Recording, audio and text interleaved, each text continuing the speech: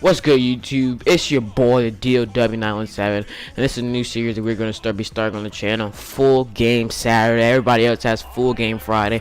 We're going to start something new with Full Game Saturday. This is going to be like a no commentary base, so you guys can just see what I usually run in Madden. But so it's no commentary, so you guys won't be distracted or anything from my stupid voice. But yeah, this week we use Golden Ticket Julian Edelman. So let me know if you guys like this series. Comment down below. And don't forget to like, comment, subscribe. Peace. Oh yeah, and enjoy the video. Shift together here from the D-line. Now the Georgia Southern man. This is Jarek McKinnon. Credit him with a 1-yard gain there to make it 2nd and 9. The starters now on offense, and Stephon Diggs, our first chance to see him today. Brandon, remember we had this conversation about how highly recruited he was in high school. Didn't quite live up to it in college due to some injuries, but boy, has he hit the NFL like a bomb. Stephon Diggs, a crafty, mature route runner who can go the distance. It'll be a gain of 8 yards, and that'll make it 3rd and 1. They just play number 3 here on the opening drive, and it's an early 3rd and 1. On 3rd and 1, here's Bradford. Flush to his right. And no escaping this time as he'll go down. They got him for a sack. Jamie Collins in there to drop him for a loss on the play.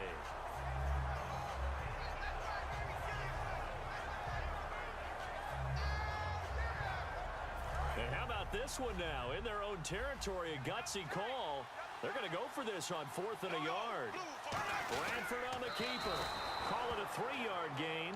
And on 4th down, they're able to convert and move the sticks.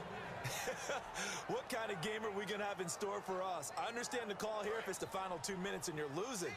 But this is the opening drive of the game. That is too big a chance for my blood. But give them credit. They got it to pay off. To throw is Bradford. He couldn't quite hold it. Got hit. Ball pops out. Incomplete. And quickly, let's check out the New England defense. Devin McCourty is one half of twins that can cover just about anyone in the league. A top-notch player who can play corner or safety. Throwing again. Bradford. Now a hit, and the ball comes out. Bradford has lost it. I call it luck or skill, whatever the case is. They're feeling good about just keeping the football there. Yeah, the biggest thing they're calling it now, our ball. They don't care if it was luck or skill. Boy, the panic that jumps up in your chest when that ball's on the ground, whether you get it or your teammate gets it, just as long as you retain possession, that's all you're looking for. He's got time in the pocket. And that is incomplete. He was looking for his tight end there, Kyle Rudolph. And that's going to bring up a 4th down. So on 4th down, the Vikings will call on their punter, Jeff Locke, to kick it away.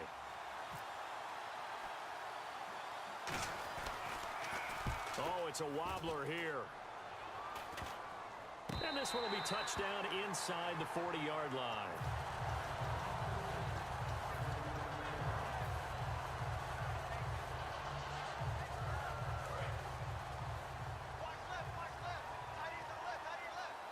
They slot Gronkowski outright.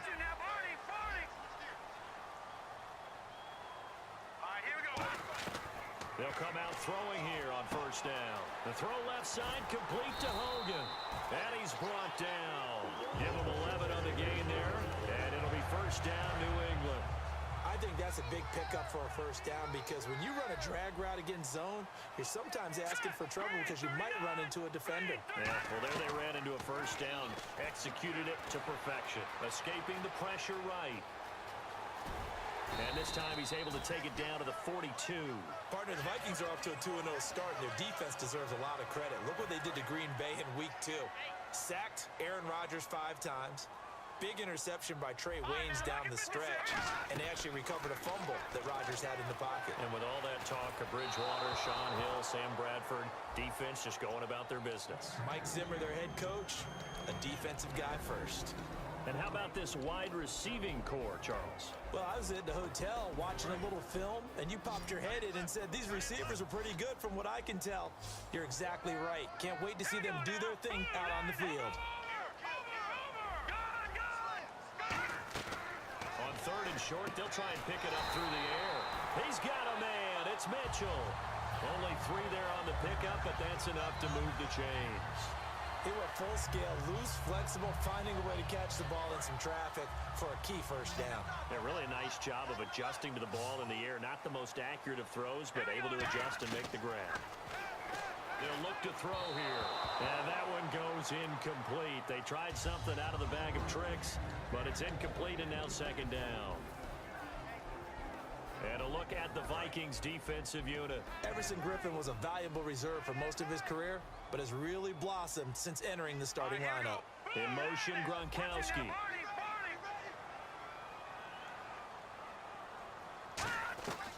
And 2nd and 10, he'll look to throw again. And he's going to let it go deep.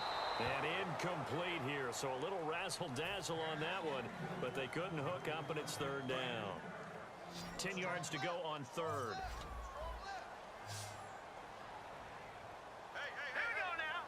They'll send the tight end in motion.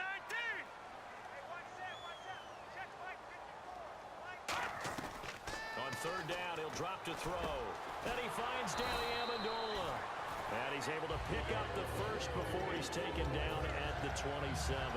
And fits the exact right word. Over the middle, there's almost always traffic, so anytime you're a receiver in that area, you're not just focused on catching the football.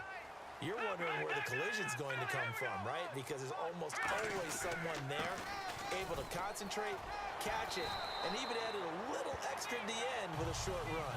So when Jimmy Garoppolo went out of the game, no problem because LeGarrette Blount was there, and he was in the game. 123 yards and a touchdown. And how about that hurdle over Byron Maxwell? He had the hurdle button ready on the old controller, didn't he? He certainly did, and we're so used to him being such a physical runner. His ability to show that athleticism and go over the top, boy, that was some change. I was on the couch with potato chips all over me. Watching that thing, oh, that must be nice. Alongside Charles Davis, Brandon Gaudin, it's the Patriots in possession to begin quarter number 2. They've got a 2nd down at 5 here to start things out.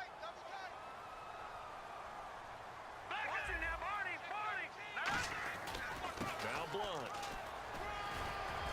And he'll fight his way down inside the 10 to the 9-yard line. It'll be a pickup of a couple, and it leaves him with a 3rd and 3. Well, so many times we look at a short run and we praise the offense for trying to set the tempo and establish. And he's going to get into the end zone. So cue up the Gronk spike, gets a Patriot touchdown.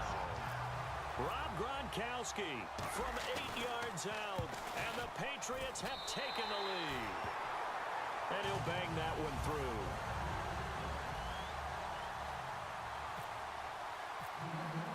Gronkowski now after the touchdown. He'll send this one away. That's fielded in the end zone. And no run back here. This will be a touchback, and it comes out to the 25-yard line. Offense for the Vikings coming back out there.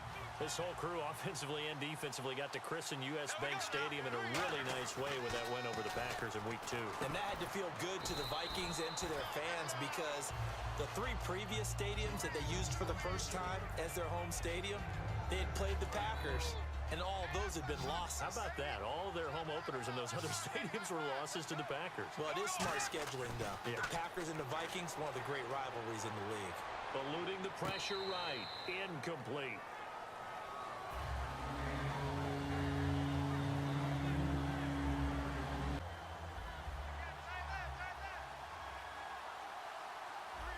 Looking to jam the receivers at the line here. Press coverage looked defensively. And he couldn't hang on to it through the contact. Incomplete. After watching him drop that slant, I can hear my old coach's voice ringing in my ears right now. You can't run with the ball until you catch it. Trying to get those rack yards before he secured it. And here's a very low line drive, almost whiffed on it. That's taken it around the 40. Officially just 27 yards there on the punt. And the Patriots take over. Out comes the New England offense to see what they can do this time. That last drive, it was a good mix. Run, pass, defense on their toes. And what really helps out in a big way is when you're doing the run-pass mix and everything's working, That means that they're guessing wrong every time on defense. They think you're going to pass when you run and vice versa. I would continue that, and when they finally draw a bead on you, maybe you mix it up a little bit, a little play action, and throw the ball. And will they maintain that balance? Time to find out. Again, here's Blunt. And this time not as successful as he'll get back to the line of scrimmage and no more. They'll lose a yard, and it brings up third. Old school defensive tackle play dictated just stood up and danced with the guy in front of you, and if a guy came near, tackle him. New school, you don't want to just dance. You want to get past him, get upfield, and make the play in the backfield. A big-time play there. They're going to look to throw, and the trick play doesn't work. Good reaction there defensively, and it'll be fourth down. It's a tried-and-true formula, and I don't think it'll change for as long as we play football. If someone's trying to throw the ball and you can put pressure on them and make it tough, that's only going to help your defense. Yeah, he's since being hurried. He got rid of it before taking the hit, but incomplete.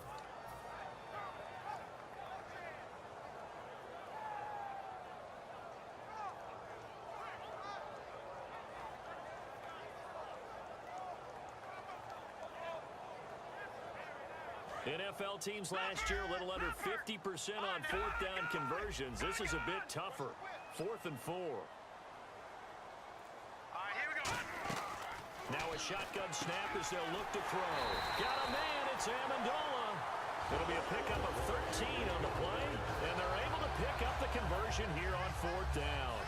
I remember in pregame when we were talking to him on the field, and he took his gloves off and showed us his fingers. A few misshapen ones in there, and now we know why, trying to catch those types of bullets. That was a dart. Yeah, even for a talented receiver, those are tough to hang on to. And they're able to get this one past the 30 down to the 25. And when you're playing a quarterback with some experience and some moxie, you enter the danger zone when you decide to blitz him, because if he's able to diagnose as he did on that play, he can hurt you downfield. He reads defenses so well, doesn't he? He really does, and the best part about that play for him, I don't think that was... And he will score! Touchdown, Patriots! Julian Edelman with his second touchdown here in this first half. And the Patriots add 6 to their lead. And it's 15-0.